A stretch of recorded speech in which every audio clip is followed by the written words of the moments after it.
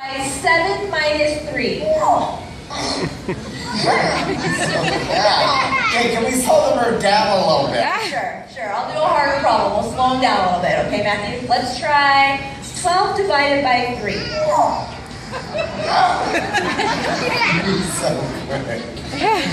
That bird is fast. He is really fast. That was a hard problem, too. Okay, Matthew, you're being a really good sport. This is what I'm going to do. I'm going to throw out all those problems. I'm going to ask one more problem. Winner gets the grand prize. Let's all get down to some more. Come on.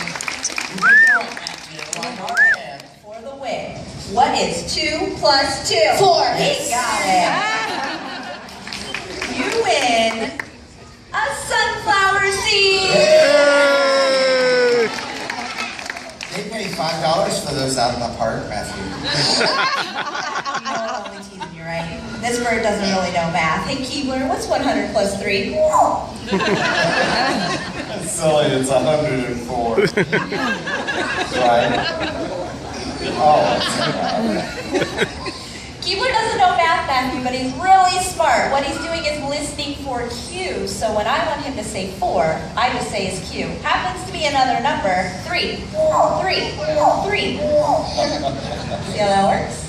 Even works if I say something that sounds like his Q. Hey, Keebler, what would you say if you hit your golf ball over a tree? Works if you think about it. Let's give Matthew a round of applause. that bird's amazing.